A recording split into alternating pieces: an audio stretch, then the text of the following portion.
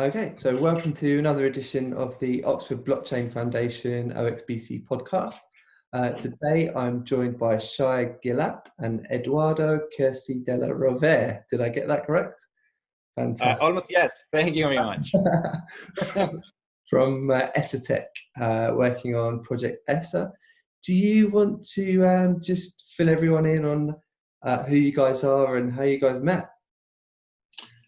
Yeah, sure. Two of our founders, we've got four founders, and two of us are essentially from the first cohort of the Side School of Business, Oxford University Blockchain Strategy course. And that's myself and Edoardo. The other two are, if I'm not mistaken Edoardo incorrectly, are childhood friends of Edoardo. And they two of them, the CTO and him, got together, started talking about this. And then as we went through the course, Edoardo reached out and kind of looked if there was interest from people. And that's where our relationship started. Essentially that's how we got together. And what I really liked about the way we went about this is that it was all about building trust among us. And essentially for over a year, we worked with no contract. We basically built trust and mutual respect and invested our time in the project without any legal backing to what it is we were doing. So it really is about building a trust among the founders, and also me as the outsider building a really good friendship with them, which is it helps because you can talk about everything, which is really important in a startup environment. Yeah, absolutely. Edoardo, seeing as I made such a mess of your pronouncing your name, how is it properly pronounced? Well, in Italian is Edoardo Querci della Rovere. So actually you were pretty close to it, so it's very good. My surname's Gunaratnam, so I nobody gets my name first time either. But so yeah, I mean, do you want to explain a little bit about what Project ESSE is about and your philosophy? Yes, absolutely. And I take from where Shai left with his previous question. And it's very important to understand what making a startup is for us. Because as of today, making a startup is most of all creating a team. This is our philosophy first. Because today, if you think about it, to create a startup is to understand the market. Sometimes it doesn't even exist, the market. And you have to adapt on a daily basis on the new feedbacks you get. And this can be done only if you have a very strong and competent team. So this is why we put so much effort in finding the right people and creating the right environment. Because whatever happens, we can adapt and we can overcome. We have done it already, and we continue doing every day, overcoming every kind of problem, which is the normal life of every startup. Yeah. So this is why it's so important to have this competent team. And which, by the way, there is a very good book that is From Good to Great by Jim Collins that I suggest to anyone who wants to be a team and a startup, because it really says what I just introduced in a couple of words right now. And moreover, what you need after that is a strong vision, and a very strong and inspiring vision. So this is another thing which is very important, because the vision brings the people around it. The vision is what makes people want to work together. Mm-hmm. And this is what we have. So what's about ESSE Tech? So ESSE Tech is about bringing back confidence. So this is what we believe in. What does it mean? So ESSE Tech builds, of course, software and uses a technology which is blockchain, which is kind of new, or at least it's not so new, but as a market is new. And what's the blockchain about? Blockchain is about trust and it's a system that supports trust. And we want to use it to bring back confidence in a daily life. So as Edoardo mentioned before, our vision is to restore confidence where confidence is lost, whether it's among businesses, consumers, and government. And really what we've built is we designed and developed an AI blockchain-based platform and tools that essentially adds value wherever you need to certify products and assets in a digital manner. And with that, you can combat counterfeiting, you can restore confidence around places where processes are being circumvented. And if you think about really, I think the best thing to do is to give the example of our first customer, which is an Italian authority that is focused on animal welfare and disease control. And essentially, I don't know if you're aware of it, but any animal that needs to travel or any animal that needs to go into the food chain has to go through a health test. And that test essentially is done by authorized laboratories that work under various ministries of the governments, and depending on the country. In the UK, it's DEFRA. In Italy, it's the Health Ministry. So essentially, they're a for-profit but government organizations. Yeah. And those labs do tests. It's an ecosystem of the labs, various regulatory authorities like border police, customs, and various bodies that go into slaughterhouses, for example, and make sure that the raw product that comes into the I guess the production chain is healthy. And the way it does, and veterinarians, of course. Veterinarians basically take a blood sample for an animal that needs to travel, or an animal that needs to go into a slaughterhouse. They send it to, sorry about that, they send it to the lab. Yep. ESSE is our first customer. ESSE does the test and creates a certificate. The challenge that exists today in the marketplace is that a lot of those certificates are counterfeited. Yep. And they're circumvented. So what we designed with ESSE and based on our platform is a way to first digitize the certificates and make it put it on the blockchain and allow other entities to essentially scan the certificate, whether you're using a mobile device to scan another mobile device, or to scan an actual printout to verify essentially that it's legit. And basically what it replaces today is all the phone calls that would have happened to find out whether the authorities that produced the certification actually exist, and they did produce it. And it provides also the actual specification. It links it to the animal. So you have a specific animal ID, so you can see the history of the animal as well, and whether it's healthy. And with that, you're increasing confidence within that ecosystem, and you're saving time for anybody involved because you're reducing manual work. So that's an example of what our system can do. Yeah.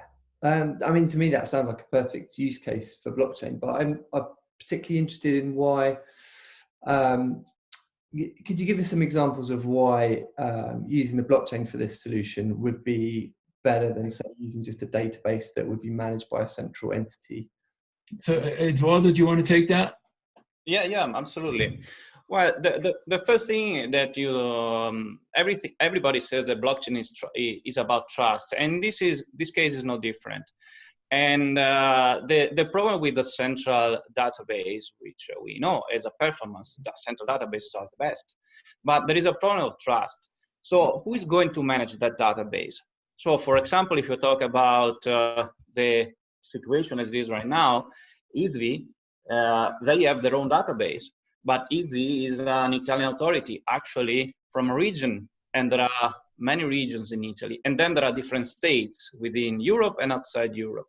So what happens when there is a piece of paper which claims to be a certificate from a country like in North Africa, like from Tunisia, for example? You have to trust that paper, or you have to trust what? What can you do? You make a call to actually verify that, and who's going to manage it? And even if different, let's say, institutes want to organize a common database, who's going to manage that? So are you sure that, for example, UK authorities will be willing to use a French database, a database managed from a French authority? Well, these kind of problems makes the situation such as that there are a lot of different databases, because there are a lot of different databases, we call them silos, because they are closed. Yeah. Different authorities don't have access to the others. So at the end of the day, they don't use it. So it just doesn't work. So blockchain, what happens with blockchain? Well, blockchain is not just a system managed by someone. It's like a third party that makes sure that everybody behaves according to the rules. So you can trust it because you are the first one that cannot, let's say, circumvent it. So it just works. So this is why you can trust blockchain, and blockchain enables this kind of trust. And this is why we enable confidence with it, because you can just trust it. So when you see something powered by ESSE, you can just have confidence in it. You don't need to make further research, because you can be sure that there is something behind that cannot be circumvented, that actually does the work for you. So this is why blockchain is very important. And this is also why, as of today, databases have been on the market for decades now. So why haven't they been using a central database? Because there is no trust on the manager. And blockchain here is very important. This is why it's very important to use such technology. So in a way, going forward, the ESSE brand would actually become a sort of a mark of trust for maybe a consumer looking at something and they saw the ESSE name behind the technology. They would know that it would be trustless and that it wasn't based on one central entity, for example. Okay, that's great. So how do you view the future in terms of, I've heard programmable blockchain being mentioned. So that's interesting. We need to sort of take a step back when it comes to this, and let's think about let's take the Gartner definition of the market space. And Gartner basically divides blockchain into two areas. One is technology that is blockchain-like, or if you want, blockchain inspired. And they put into that everything that from Hyperledger to essentially most of the current solutions out there. If you think about R3 Corda, they're all taking elements of blockchain, but they're not a fully permissionless, decentralized blockchain solutions. And then on the other side, you have Ethereum, for example, that can be a completely decentralized solution. And what they're saying is that right now, if you think about a diamond shape, so right now both are developing away from each other. And they're saying that by roughly 2025, they're going to start developing towards each other. And you're starting to see things like that happening right now in the marketplace, whereby companies are using solutions that are mixed. So for things that they would want to have decentralized portion of the solution, they would use an Ethereum base or some sort of a decentralized base protocol.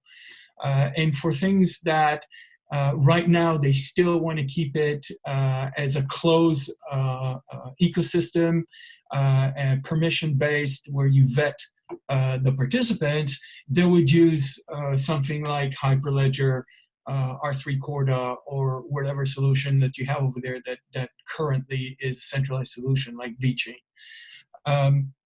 And what they're saying is that eventually what you're going to have, because if you know blockchain is something that once the protocol is out there, you can't change it, you can't program it. If it's an open source, it's there and that's it. In order to change it, you need to branch. And with Hyperledger, it's not the same. With those centralized solutions, it's not the same. You can constantly update the technology. And change the governance of it, right? And that's one of the challenges with it. And what Gartner is saying is that we're going to end up with programmable blockchains, which are essentially using elements from both sides of the equation to suit the solution that is needed.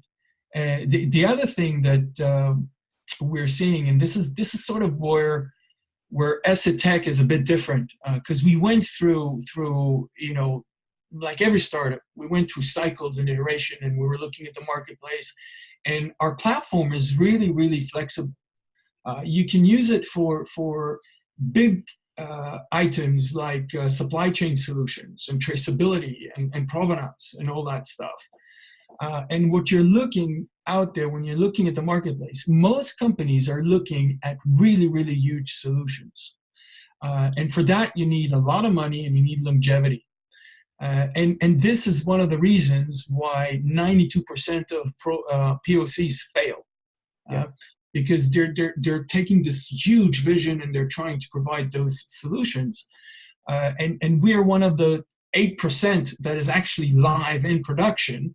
And the reason is that we kind of took a more pragmatic manner or vision, whereby we are focusing on smaller problems, core problems that we can right away provide a solution, right?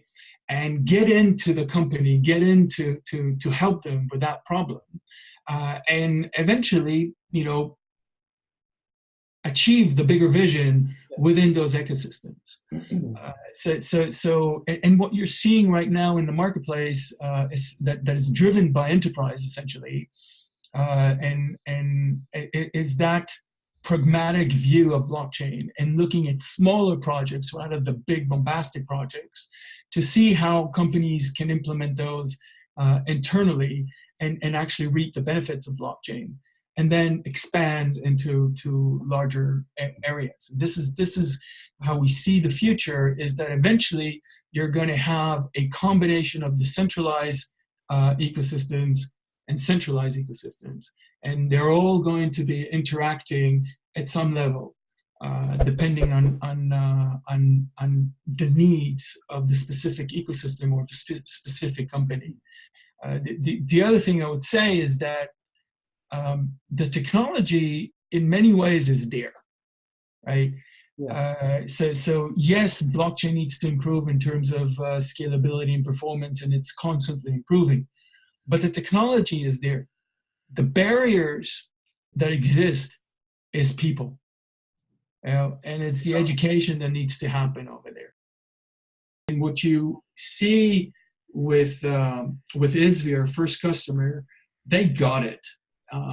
They're actually slowly but actively helping us promote it within the niche that we have, and they just been in this huge industry or sector, I should say, annual conference, Epizone, where they had a poster that basically described the solution, and it said underneath that it's driven by ESSE Tech, and people essentially showed interest in what they were doing, and that is generating leads for us. So from that perspective, you can see that if you can find a partner that actually believes in what they're doing, it will really help you expand your customer base, because the way a platform works is the more people you have on the platform, the more benefit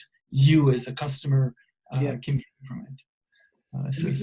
Given the feedback you've had from your customer, would you say it's coupled against the fact that adoption is quite a tricky issue, would you say 5 to 10 years down the line there is any doubt that major corporations are going to be adopting blockchain solutions like yours, or do you think that the hurdles to adoption are just too large to make that kind of estimate at the moment? So from where I see things 5 years from now, a blockchain is going to be in the background of or blockchain-like solutions, inspired solutions will be in the background of many applications, and people won't even know that they're using it. Right now, it's sort of like TCP/IP, HTTP. I mean, most people don't know that they're using a protocol when they're accessing websites and they're accessing information on the internet, and that's what blockchain is going to be turning into. It's really going to be a conversation, in my opinion, within the IT organizations, within entities, in terms of like the part of the strategy of what to invest in, how to invest in it, and where to incorporate it within the organization, and essentially which ecosystem will be beneficial for us to actually play a part in. From that perspective, you can think about it as the WAN and the LAN in the past, where today, local access networks, you're essentially using cloud in most companies. It's just different, and it's not. You're constantly, you feel whether you go out to an external website or internal website, you're using the same network. So Shai, in terms of the network that we have in OXBC, who would you particularly be interested in linking up with and talking to? What does Project ESSE need in terms of assistance from the network? So right now, we could really use help in tapping into angel investments. We're in the process of signing up to the UK Enterprise Investment Scheme, or it's the SEIS and EIS schemes, where your investment is protected in many ways. SEIS is 89% protected. EIS is up to 40% protected. And we need that investment in order to enable us to business development within that niche that we found ourselves. We essentially are in a position to monopolize that niche within Europe. And that investment, that injection of funds, will allow us to actually do the business development that we need in order to get into travel, basically, and get in front of those laboratories across Europe in order to gain business.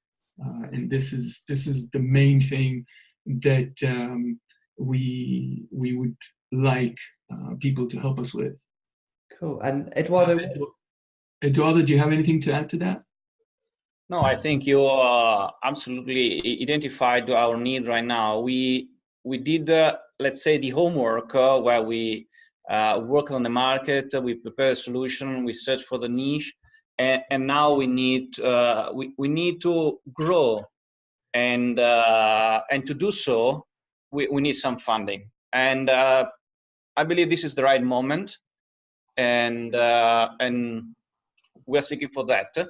And OXBC is a wonderful network, and we hope that a lot will come from it. Yeah, and it's not enough. I mean, we cannot emphasize enough, guys. We are one of 8% globally from POCs that actually moved into production. And we did that with very, very little funding.